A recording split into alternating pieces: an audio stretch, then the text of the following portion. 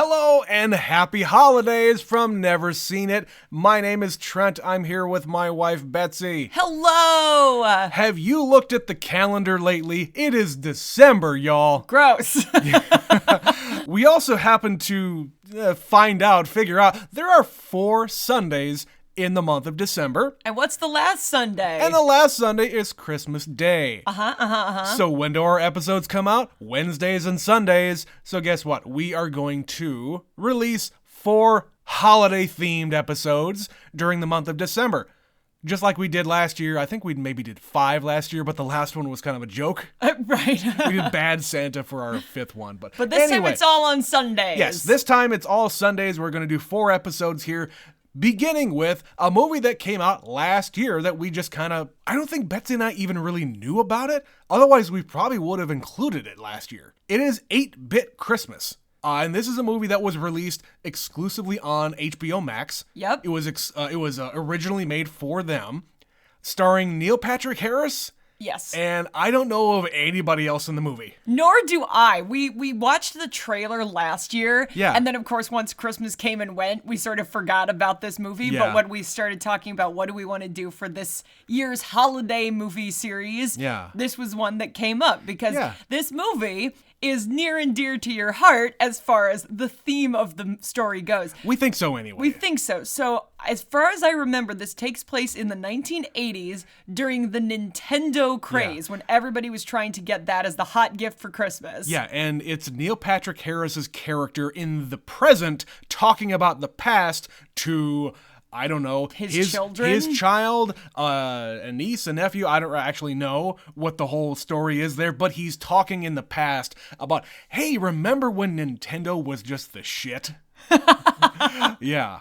So this is obviously something you're interested in because you're a big video game guy, especially as it pertains to Nintendo. Yeah, the old school NES and Super NES days in the 80s and early 90s, that was my whole thing. Now, I was born in 84. The first Nintendo came out in 85. And my earliest memory in my head is of me playing Nintendo. I was at my babysitter's house. They had the Super Mario Brothers on the thing. They handed me the controller. I think I was literally 2 years old, by the way. They handed me the controller. I died on the first Goomba, and they took the controller away from me.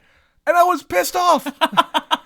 In my little 2-year-old brain, I was pissed off. And from that point on, I was hooked.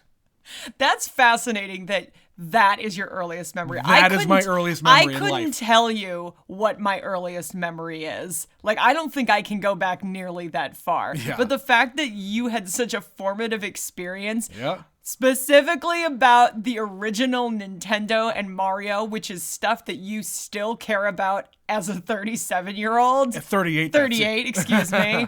That's awesome. So I think this is a good movie choice for us because of that. There's going to, I imagine, be a lot of references that you get that I don't. It's possible, I don't think that this was made with any kind of consultation with Nintendo. No. I highly doubt there's going to be any, games shown.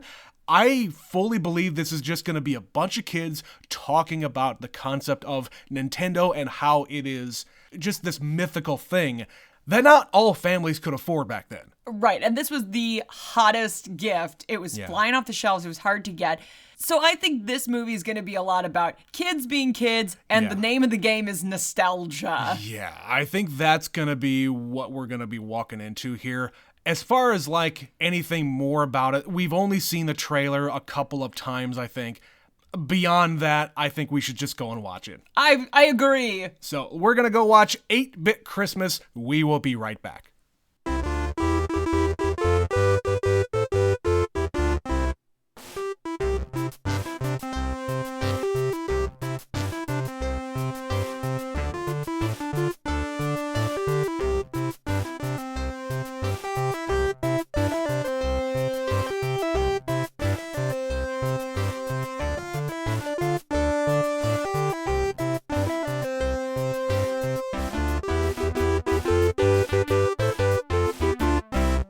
And we're back. That was 8-Bit Christmas. What did you think of our little walk down memory lane?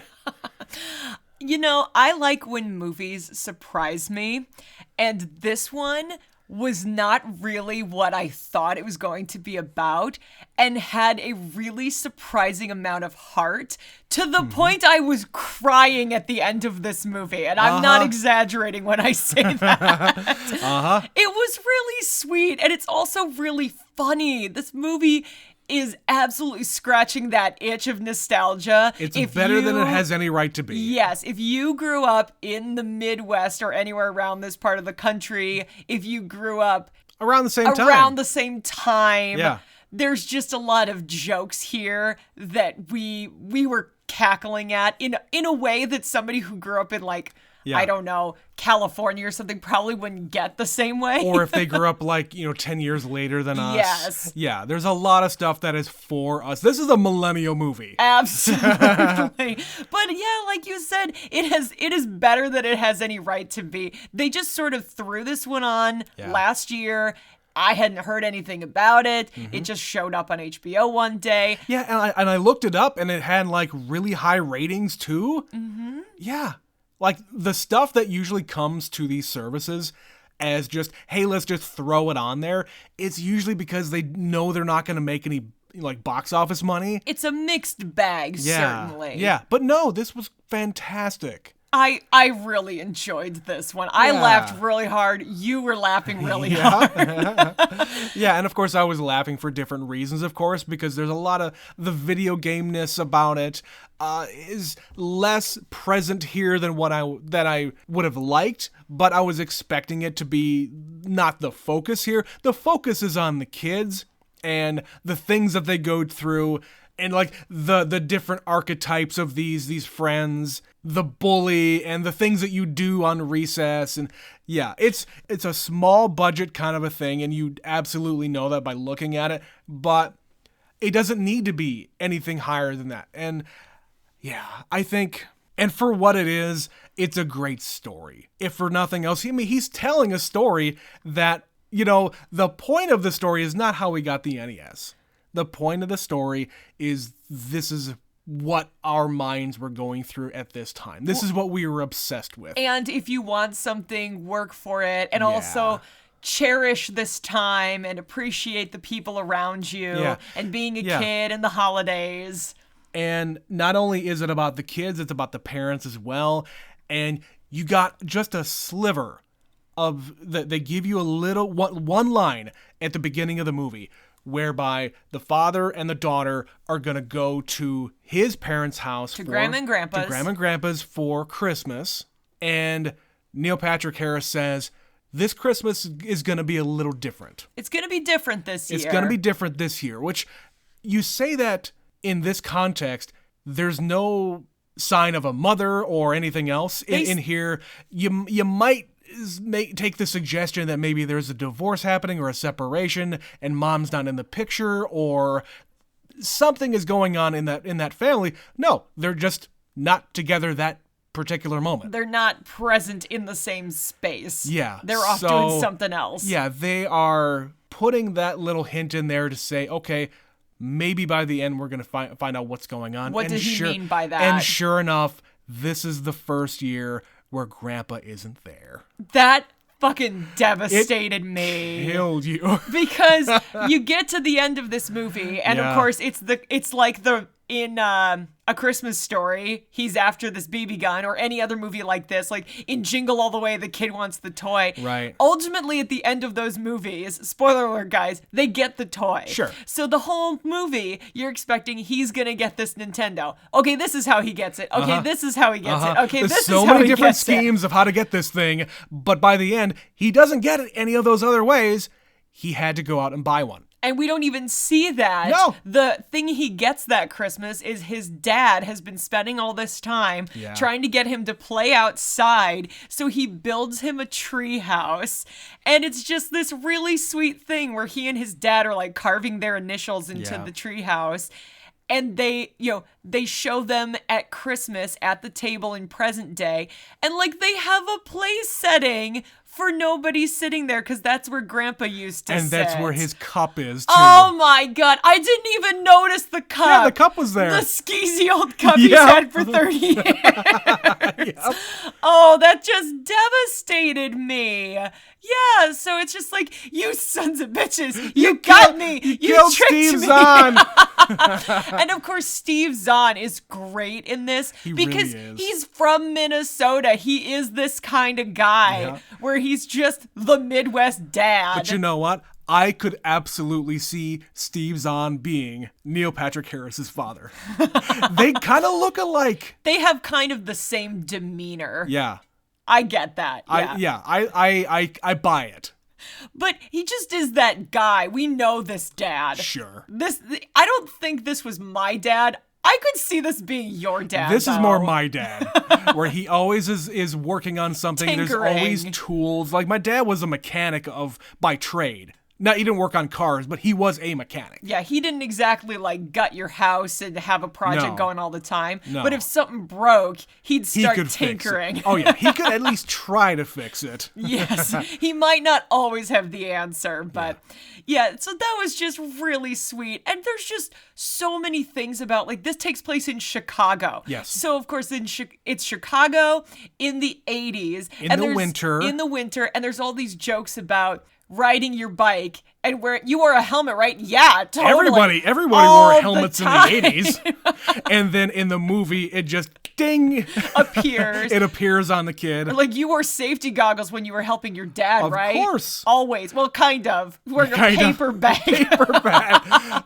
I mean, it's true to fact. I mean, that's the kind of safety measures that you kind of went through. And you saw that treehouse. There's hardly a railing on that thing. No, and he even said don't lean on it because the paint might be wet or something. Yeah. But that's really not the concern. It's that you're going to fall out of the tree. I mean, he is kind of a carpenter, but not a very good one. No, but that was the stuff that spoke to me because, I grew up in the 80s. Oh, yeah. And life was different then. Like, they always talk about you're riding in the back seat of the car without a seatbelt facing backwards. Like, even we did that stuff as a kid. It was worse when our parents were kids. Yeah. But it extended to our childhood. I was in the back of a station wagon, like, waving at the people behind us. Going backwards. Through the back window, yeah. No seatbelts, no helmets, no safety goggles. Those seats are padded. If we have to slam on the brakes, you'll be fine.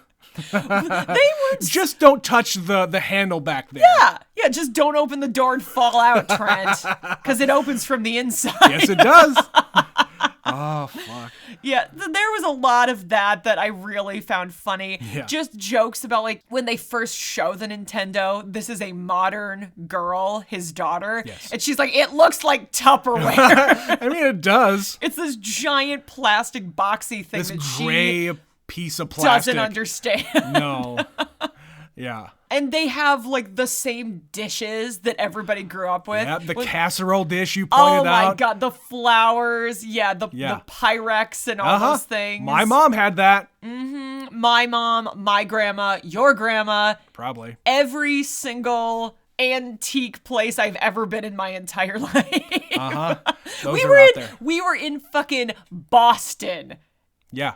In one of the small towns outside of Boston, and we went to an antique store and they had those fucking plates there. Mm-hmm. They were so prevalent in the 60s, 70s, 80s. And you just held on to that stuff. They never break. They're hard to break.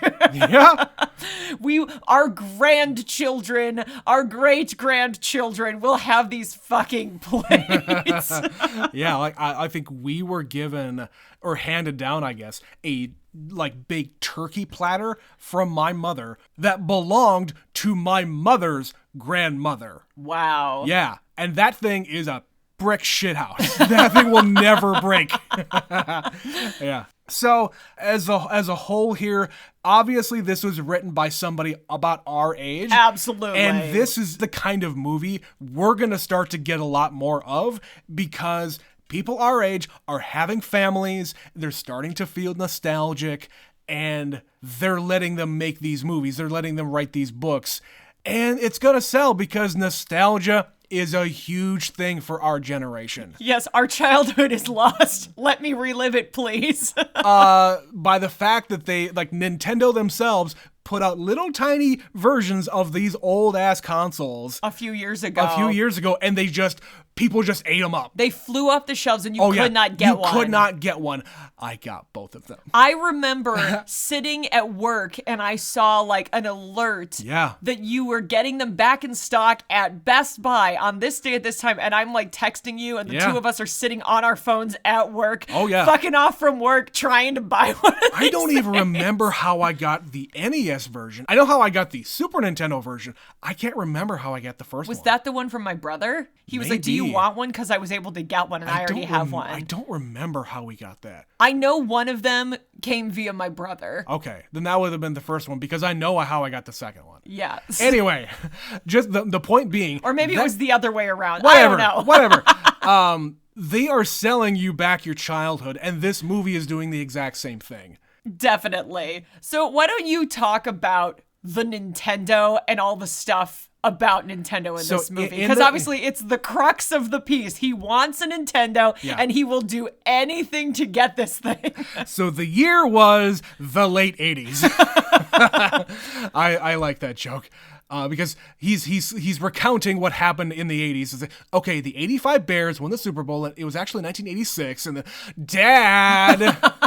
It's the Midwest School of Storytelling. I know I'm guilty. I just did it. Well, the first part of the movie is Chicago radio talking about Chicago sports. Yep. The Blackhawks, the Bears, the Bulls. We just want one winning Chicago team. We just want one Chicago team to win. And the 85... The Bears... who were really good in the 85 season, won the 86 Super Bowl.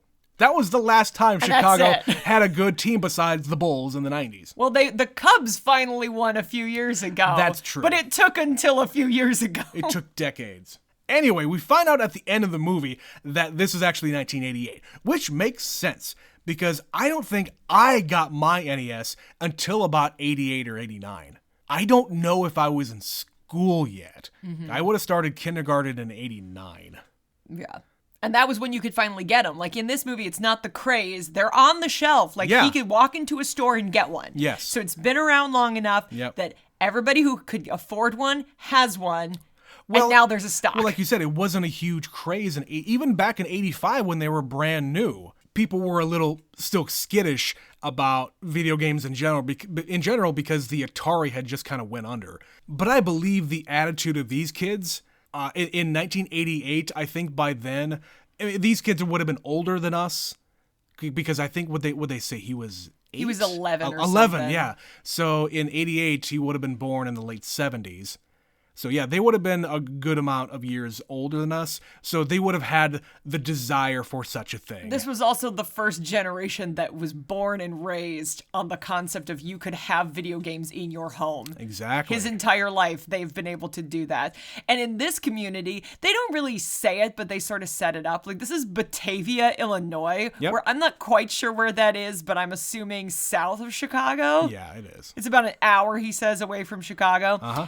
So not really wealthy. These are like middle-class kids. The only one in their community who has one of these is the rich prick. The rich. Everybody can relate to this. I think there's some rich kid in your school group, your class, I guess, who had all the toys. You would always want to go and hang out with them because the cool basement. They had all that basement. That's but like he would invite over kids to come and play with his toys, and he wanted to show off, and he's just a little shit. Not even play. Like he doesn't want to let you play. No, he wants to show off. He wants to show off. Yeah. So yeah, in this community, he's the one kid who has one, so they all have to try to get in with him, even though they're not friends with this kid. Yeah. Just to play or watch someone play the Nintendo. Yeah. And there's this whole moment through maybe like halfway, not even the halfway point in the movie, where he gets the glove. The power glove. The power glove, where the first time he plays with it, the quote is something to the effect of, "We were in the process of realizing a horror of our generation. The power glove sucked." Uh-huh. And it's true. So the power glove was something, if you know of virtual reality now, some of that technology in its infancy stage was kind of in that Power Glove. The concept was there. The execution, however, was terrible. They didn't have the technology. It No. wasn't where it needed to be. They knew it could be done. Yeah. And they had the seeds of it. Yeah. But it was 1988. Yeah, you could not make that work in those days. But they tried. So it's a big deal for Nintendo to put out a fucking glove that was like the second coming, and it was a piece of shit. It was a bomb. Yes. It was an absolute bomb because once people got it and they used it, it was terrible. But because kids have huge imaginations, they can just picture themselves using this glove to do all the different moves that you could do in all the other video games that you've already played, but you're doing it yourself.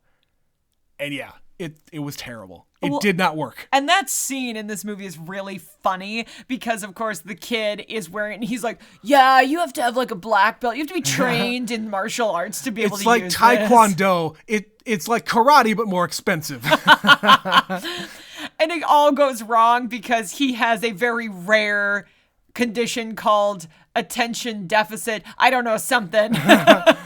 His dad's a doctor. He knows what he's talking He's about. a podiatrist. But the kid has an absolute fit. Like, they show him in this montage. Every time things go bad, he just sort of snaps, like screaming at grandma and throwing the checkers board. And he kicks a TV and crushes the dog. Yep.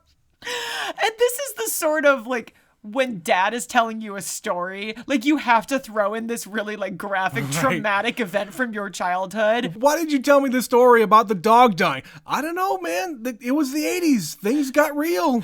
I also suspect that he made up the part where the dog was okay for his daughter's sake. Probably. The rest of the movie was because it's a 44-inch tube TV. Oh, no, that dog is dead. Those things are really heavy. Young people out there who may be listening to this, you might not remember back that far where TVs had heavy inside pieces. They weren't an inch thick and 66 inches and weighed 12 pounds. Also, I don't think that was a 42-inch TV. That's what they say in the movie. I think that was actually a 32-inch because when I was in high school, I worked in Kmart. And I worked in the What's that? Talk about another thing that is long past. But I worked in the electronics department, and I had to help put up those 32-inch TVs. Those things weighed a ton, and we could only have a couple of them up there because they were so big and heavy. Yeah, those shelves could only support so much. And we had to use like the reinforced shelves. Oh my God. Yeah, it was tough. And even back then, I don't think they made them much larger than 32 inches.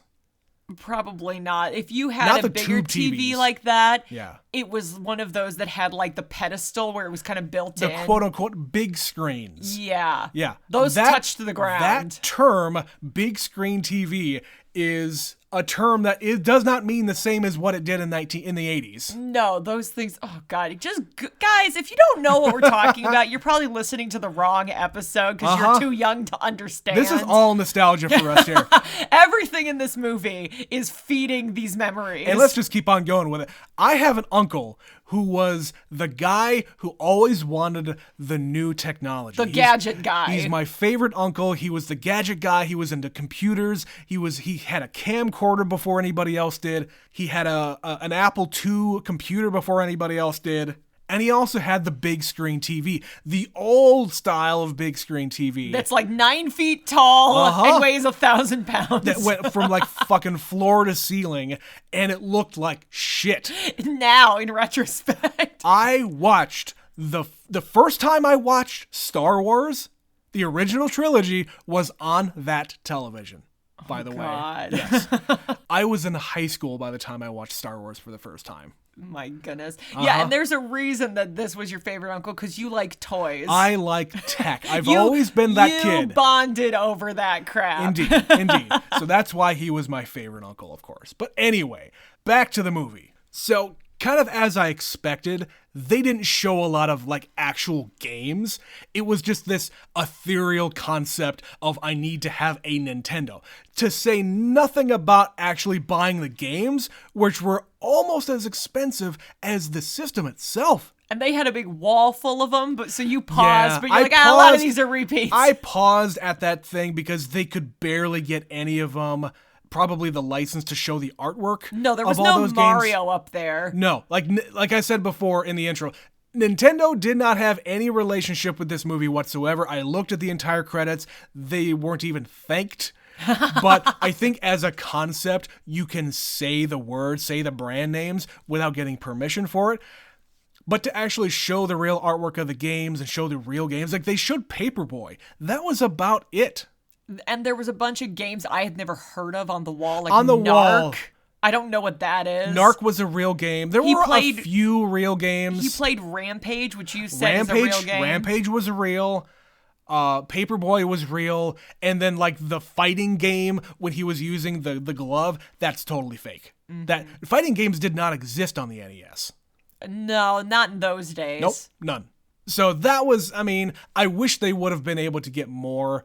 But I think the joke of him talking to the NES and he's coming to life. He's asking him, "Oh, can I have Mario? No, I don't have that. Can I have this? No, I don't have that either. How about Rampage?"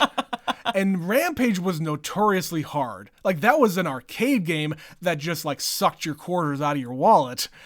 It was programmed for that purpose. But like as an NES game, it's impossible because you have the same amount of lives as you did in the arcade. You can just never finish it. Unless you're incredibly gifted. Unless you're incredibly gifted like this kid, apparently. He has the game of his life. Meanwhile, he's the Nintendo master. His sister wanders off. I did appreciate that the mention of the real craze that was going on at this time is included in this. Yeah. The fucking Cabbage Patch dolls. Uh-huh. These kids that were, if you don't know what a Cabbage Patch is, go away. Well, you're too young for me. This episode is not for you. This is for the millennials and the 80s babies only. But they were these children born in a Cabbage Patch, and they came with a birth certificate. Yeah. Like it literally certified that they were born in the Cabbage Patch. Uh-huh. And they were the real craze about this time. Yeah. And so the subplot is his sister wants one because she's younger. It is exactly what she wants. And all this is branded. That's all that's legit. Yes. And they get to the toy store and there's just this janitor and he's describing the terror. Things I've seen. A woman punched a grandma in the throat. Right in the throat. Yep. Same family too. And that poor little girl can't get it. So dad has to buy a bootleg Cabbage Patch. He has to meet David Cross under of a bridge. all people under a bridge in order to get bootleg Cabbage Patch dolls that are not really what you want.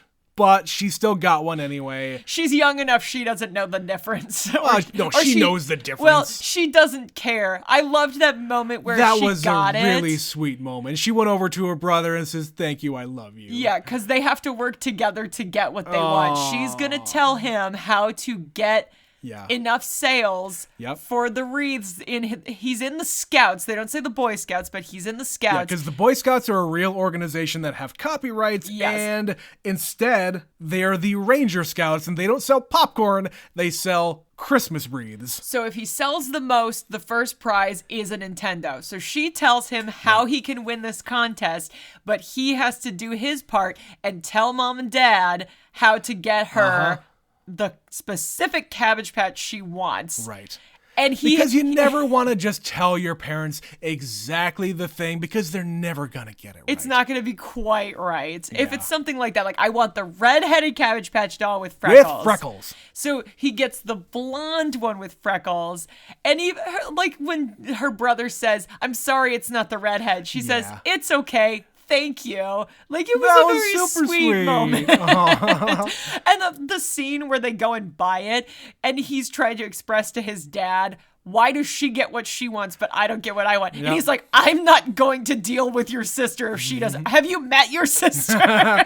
Okay, good point. She's going to be a nightmare to live with. So she's getting the fucking Cabbage Patch and that's the end of it. Also probably a lot cheaper. I guess brand new from a store would be cheaper than out of the back of a guy's trunk. And there's like other things that are mentioned, like the kids have The baseball cards, like they open up baseball cards and they're trading them and selling them. Which, by the way, when they're opening them up, there's the joke about, oh, there's a swear on the bottom of the bat. Bill Ripken. Apparently that's a real thing. And it says fuckface. It says fuckface. We looked it up. It's true. Never heard of this. What did they call it? Like it's a mistake. An error card. Yeah. Yeah. So by the time they figured out that they had printed this card with the words fuckface on it, it was too late because it's all randomized. You don't know what you're gonna get in these packs, so there's no way they can possibly recall them all. Right. And the only other one that I'm aware of that was an error card is there's some guy like flipping the bird upside down. Oh, funny. Yeah. How do people not see that? How do you miss that completely? Because all the players line up, do their pose, take their picture, and then you move on to the next guy. And you hit print and you go. You just get them out as fast as you can. Exactly. Because when are you going to get all these guys to line up and take the photos again? Oh my God. You took one and you moved on? Yeah. What the hell's wrong with you people? There's no such thing as digital photography back then. It was a lot more expensive to do it on film. Hey, remember film? So yeah, they have him and his friends, and you've got like the kid who is allowed to watch R-rated movies and lets everybody know it. You've got the pathological liar. You've got the twins with the Christmas birthday. Betsy, that one. I mean, my birthday is in October. Also, our anniversary is in November, and then there's Christmas, so Betsy has a really hard time with presents with me. I have a challenge for 3 months in a row. 3 months in a row. But yeah, if you were twins, you already had to share a lot of stuff in general. Your birthday is also around Christmas, so you have to not only share presents with your sibling, but you also have to get doubled up presents. Yeah, they double dip. Oh, this is for Christmas and birthday. And by the way, you have to share. That's such bullshit. I have 2 siblings with birthdays in December. My sister's birthday is a week before. She never had to deal with this unless it was like a really big gift. Like, I will understand if you were given a Nintendo that is a birthday and a Christmas present. Oh, yeah. But it's like, you got a bike and you have to share it. Yeah. They also have the kid who always has to go home soon and is allergic to everything. So he's only allergic to SpaghettiOs. Okay, but they are kind of like tropes of these kinds of movies. Yeah. You've got the bully who is weirdly like too old to be in their class, but he's there. That bully is amazing. He's like, I'm going to go with 14 or 15 years old and in the 6th grade with them. Like, he's on the fucking bus for the field trip. Yep. That kid has been held back a number of times. Just push him through. Get rid of him. And, of course, we have oh, God, there's so many things. We mentioned, like, the Midwestern tropes. Like, they say pop. They don't say soda. No, they specifically call it pop. And, of course, it's winter. They have the pile of snow in the parking lot of the school, and they're playing King of the Mountain. I played King of the Mountain, Betsy. Everybody did. Because what the fuck else can you do at recess when everything is covered in snow? And there's one big pile of it over there. Right. You climb on the big pile. I have one problem with this scene, Betsy. The snow isn't dirty enough. It should be more dirty. Yeah. You also have when his mom buys him winter boots, she makes a mistake and buys him, quote, girl boots. Yeah. And there's the joke where they were purple and girly, and he says, well, people were a lot more clothes-minded about fashion in the 80s and everything else. I guess everything else, yeah. Coming from Neil Patrick Harris, definitely. So that was funny, and just the incessant need, you have to wear your boots, or there's just an old humidifier in the classroom. Oh God. The joke here is that the teacher has a cold, and I don't know why they needed to put this detail in here, but I love it. The old humidifier with the tub of water and the thing that kind of sticks down in there. You sort of sat it in there. And vaporized it. Uh-huh. Oh my God. Yep. That was, I've seen that thing before in my life. I think my parents had one or something. Someone you know had that exact Someone I know one. had that exact thing. in the classroom where they're learning the Dewey Decimal System, because Trent, when you're grown up and you need to look something up, it's going to be vital you know this. And cursive. The joke is, oh man, do they even teach cursive anymore? No. They don't even teach kids how to read clocks with hands. No. There's so many of these things that we learned that we spent hours on in school that they don't even bother with. And multiplication tables. I can't get down with the Common Core, guys. I just can't. I don't understand. Math is math. Why is it different? Why did they change math?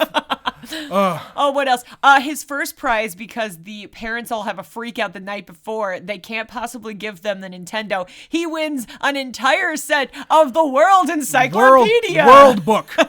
World Book Encyclopedias. The third rate knockoff of Britannica. Shut up. I had the World Book Encyclopedia. It was gold gilded on the side. It was beautiful. Oh, that's right. And by had, I mean they're still at my parents' house. And I'm so tempted of late to take them off their hands because I desperately want to look at the 1989 pre-fall of the Berlin Wall, Soviet Union. I desperately want to look at these. There's countries that don't exist anymore. We have shelves in this house, Betsy. We could absolutely put them up. I'm gonna go take them. Betsy? Shoot, I'm saying, edit this out. I don't want one of my siblings to get there first.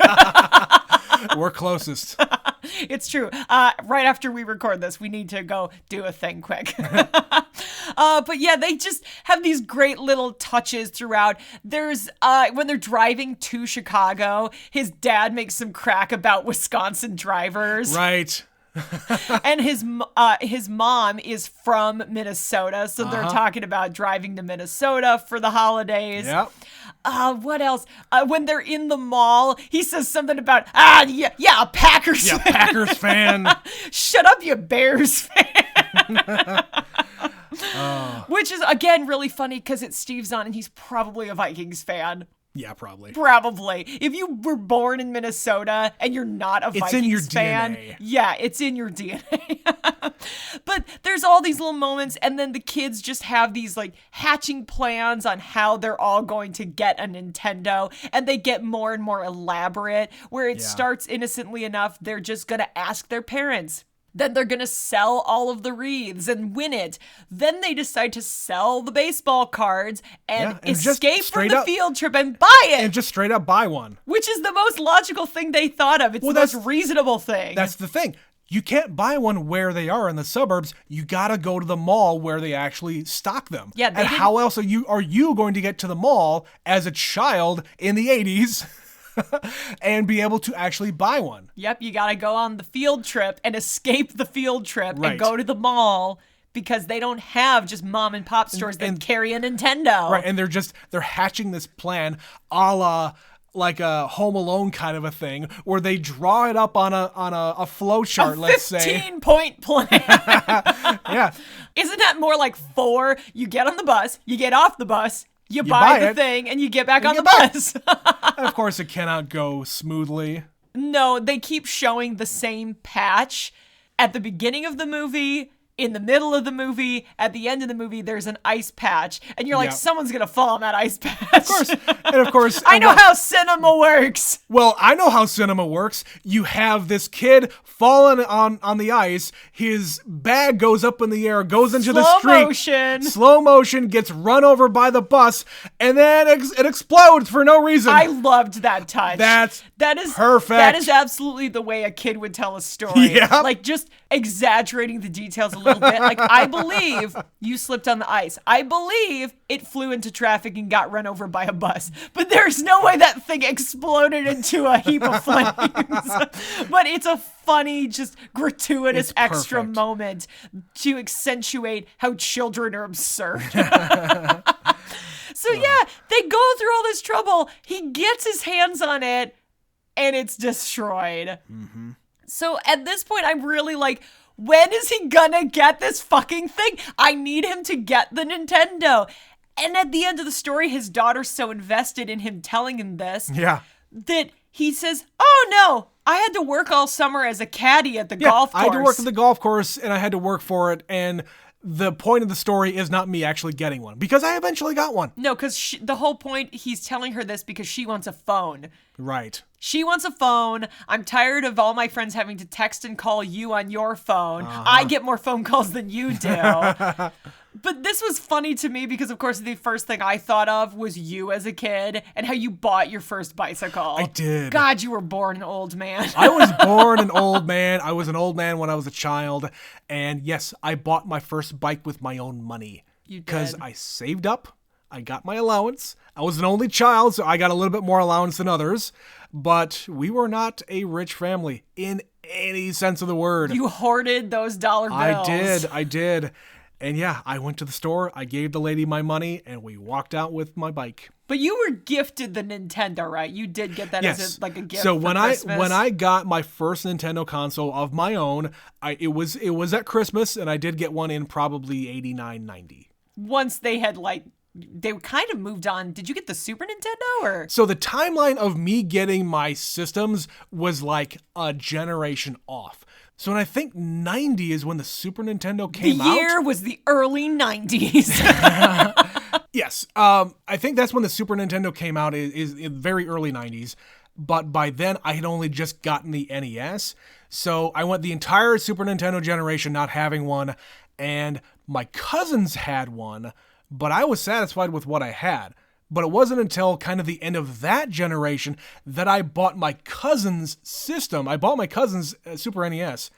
Again, you bought it with your money. I did, yeah. I sold all of my old NES games and the system to my babysitter. Oh, no. Yes, I sold them to my babysitter. I used that money to buy the Super NES. God, you were such an old man as a child. I waited until the end of that generation to sell the Super Nintendo, and then I got the Nintendo 64. And so on. And so on and so forth. So I was like a generation behind up until I got into college. You knew about being frugal and selling things for money. Yeah. You did not know to hold on to stuff. You were too pragmatic to be a collector. Why would I ever want to play all these old games? Oh, these games are for kids.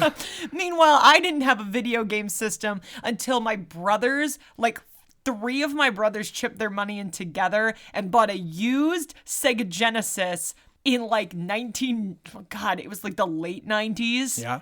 And it was by from then the early the PlayStation 90s. Was out, and yeah. Yeah, that was my first system. So I was, when you talk about all these Nintendo and Super Nintendo and this and that, I was a don't Nintendo know what the fuck kid. you're talking about. Yeah, I was a Nintendo kid. You were a Sega kid. At least your family was. I was were a Sega Sega kids. tween in the very least. Sure. I was never an anything kid. Sure, but that's what you knew. But I had the World Book Encyclopedia.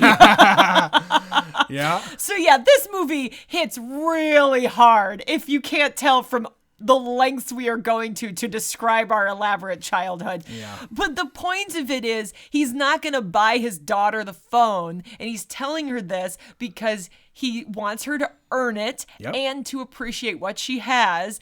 And they go out to the tree house that his dad built, and I am left in tears.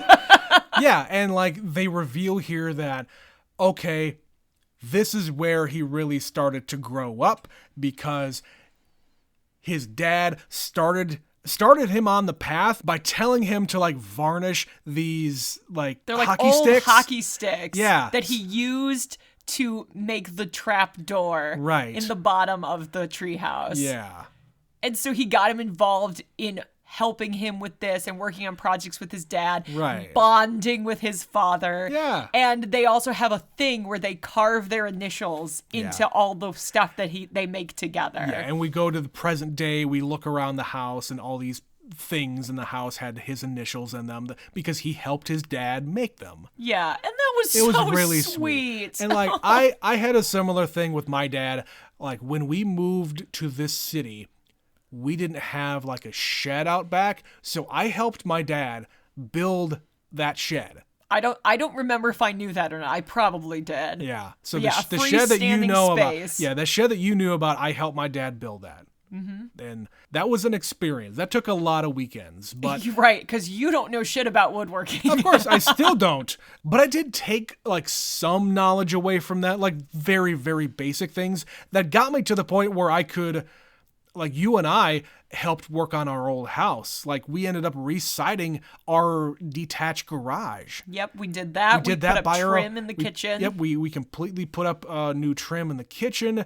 We put up drywall, and yeah, it's just these little things that you learn when you're young that just translate as you get older. You can start understanding more complicated concepts, I guess. But you also always remember all the weekends that you were working with your dad on that project. Outside and not playing video games. Yep, outside getting the fresh... Do you smell that? Fresh air. I remember that. Like being a kid when we were kids was the start of stop being indoors. Like, oh yeah, our parents didn't have shit that was on. They didn't barely had TV. You know, your choices were go out and play with the kids in the neighborhood. Right. That's it. If you were indoors, like there's a lot of jokes about it's not even below freezing. Go outside. Like, it's not below zero. It's not below zero. They're not going to call off school. And I love that whole thing. Like this town has never, ever had a snow day. In the history of everything. It would have to be 20 below zero. And the Soviets were like firing missiles. Yeah, the Soviets were firing missiles. That's how it feels. Even then, it's not a snow day. That's how it feels in this town where we live. Yeah. Because it's in town. They don't give a shit. There's no excuse not to go to school. It has to be 70 below or 6 feet of snow. Yeah. There's kind of nothing in between. If we get a foot, they're probably at the most going to call it off early. Yeah, and like when I was growing up, I grew up in a town where there was a lot of out of city students, farm kids who were bused into town. And if those kids can't come to school, if the buses aren't running out to the smaller towns... That's like 90% of the students. Right. We had to close school. So we had a lot more snow days than the people in this town. I'd be willing to bet that a lot of our listeners in certain parts of the country never had a snow day, or the concept is really foreign to them. Yeah, it is literally dangerous for kids to be outside. And it's not just snow. It is like freezing cold. Or you can't see because it's so windy. Sure. You can see 100 feet down the road and that's about it. Like the wind chill is so extreme that kids walk to school and that is dangerous. Yeah. Yeah, I don't want to be out in it, and I'm an adult. It's dangerous to be out in the snow if you're a child, but work doesn't care about your feelings. Go to work. Go to work. All right, I just wanted to cover a few more things here before we get out of here. The first thing I wanted to mention was the kid who lies all the time is kind of an amalgamation of the Nintendo era in that back in the day, kids would make up things or they would just, it's like a game of telephone. Remember, if you don't know what that is, again, stop listening to this podcast.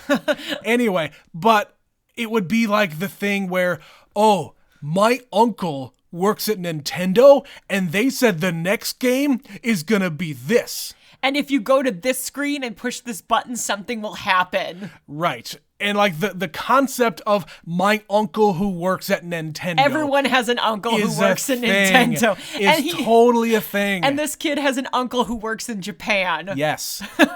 Yes. And he sends him a Japanese light bright. Why? Yeah. He hasn't sent you a present in 3 years, and he sends his nephew something, but not his niece. Yeah. That's stupid. And it is the exact, like the box is the exact dimensions of the Nintendo action set box. Yeah. Yep. It comes with all the toys. But that was absolutely a thing back then. When you wanted to like spread a rumor or wanted to be cool, that was the thing that you said. Everyone had an uncle who worked at Nintendo in the 1980s. A lot of uncles. That was a weird coincidence, Trent. Yeah. It's part of the interview process. Are you any kid's uncle?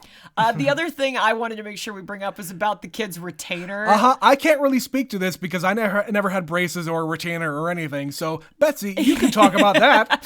So the joke is his dad told him that it's expensive and you cannot lose it. Yeah. But he never quantified it with a price. Yeah. He said, if you lose it, don't even bother coming home. Because it was basically the cost of a car. So there's a scene where he is like chasing after it because he can't find it. But yeah, there's a lot of those moments where he takes it out and he sets it down because he can't eat with it in his mouth. Yeah. Having a retainer and trying to eat with it in your mouth can be done, but it is, number one, difficult. Number two, disgusting because food gets all up in there and you have to rinse it out.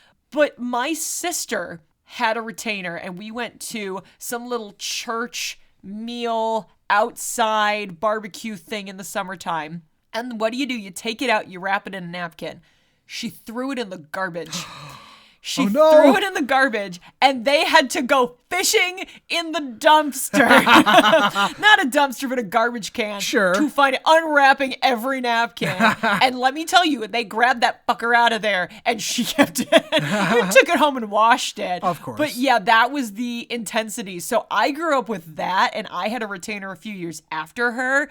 So I was very careful. But yeah, there were times if you put it in that napkin, because you don't want to look at it. No. It's just a piece of plastic and metal, but you didn't like to look at it because that thing was in your mouth. So you'd cover it up. And that was always the instinct, like, must remember the retainer, must remember the retainer, must remember the retainer. Because yeah, dad and mom emphasized to you, you're a child and you are responsible for this thing that costs money. Oh, yeah.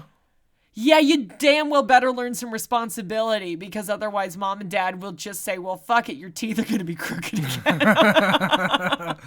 Yeah. Just a couple more here. They had the scene in the roller rink. The fucking roller rink. Because roller rinks... There was a roller rink in this city. I never went to it. It's still here. Is it still there? They were bought out by another company, so it used to be called Carousel Skate. And now it's Skate City. Really? You can still go. Oh, shit. It's a real thing, guys. Jeez. But my point to that is I feel like every single roller rink looks identical. Because that place looks like a lot of other roller rinks featured in other movies. It looks like our roller rink. I wouldn't know. It's dimly lit. They play music and you skate in a circle. Yeah. And they sell crap food and the carpet's disgusting. And you have to rent the skates because who the hell owns roller skates? It's like a bowling alley. Everything looks like a bowling alley. Exactly like a bowling alley. You have to rent the shoes. You have to use their balls. And you can't be on the waxy floor the wrong kind of footwear. Shoes. Yep, totally. You are right. It is exactly like a bowling alley. You're just, the wheels are on you. Yeah. The thing that rolls is on your feet. Yeah. And did you have a trapper keeper? Shit, yeah, I did. I didn't. Oh, you were missing out. I was missing out. I never had a trapper keeper. You know what kind of trapper keeper I had? Lisa Frank. I was going to say, it was probably a Lisa Frank. It was a Lisa Frank trapper keeper. I had a few trapper keepers growing up. By the time I got to middle school, I got the one with the zipper. That was the best one because you could put books and multiple notebooks inside of it. So when you were going to class, you didn't have to have like 4 loose notebooks. Yeah. I had you could tuck them all in there and zip it up. I had the loose folders and the notebooks in like the 3-ring binder. In a binder. Yeah, I had those too. That sucked. But let me tell you, middle school and into high school, the trapper keeper with the zipper. God. That was the shit. Let me just tell you. I totally missed out on that. You did. That was like an iconic moment for people our age. And the fact that you didn't have one of any variety. It was a status symbol.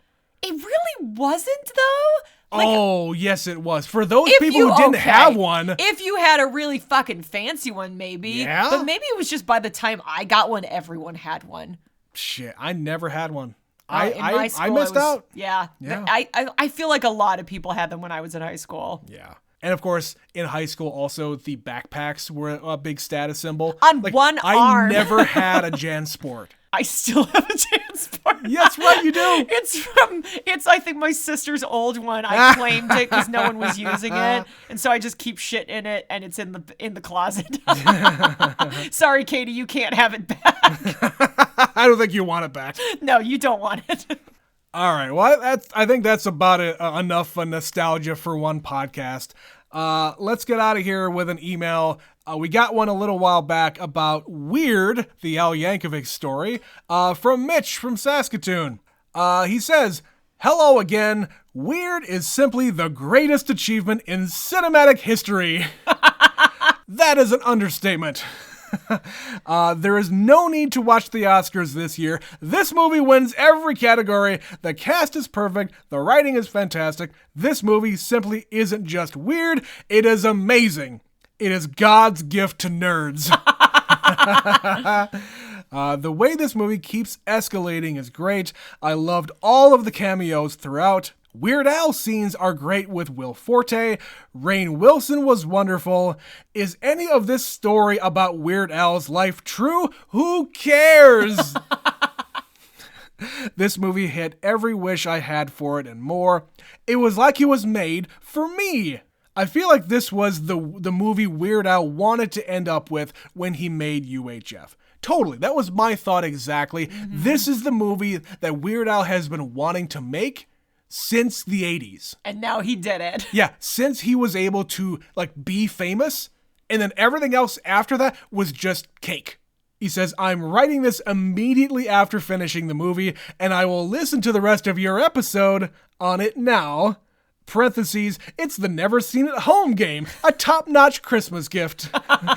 Be weird, from Mitch. We're going to sell it, and it's going to be just a single card with the instructions. It's the URL to the episode. Listen to intro. No, it's a QR code that will take you to the episode. Yeah, but it says, listen to intro. Yep. Watch movie. Listen to episode. Enjoy. And then email. Yep. Three steps. So but then easy. again, I think your thoughts about the movie mirror ours, so there's no need to email afterwards. No, you can email the Academy and tell them all to vote for Weird this Mr. Oscar season. Mr. and Ms. Academy, I vote for Weird Al. Yes, please. End of email. End of Oscars. Love Mitch. No more Oscars.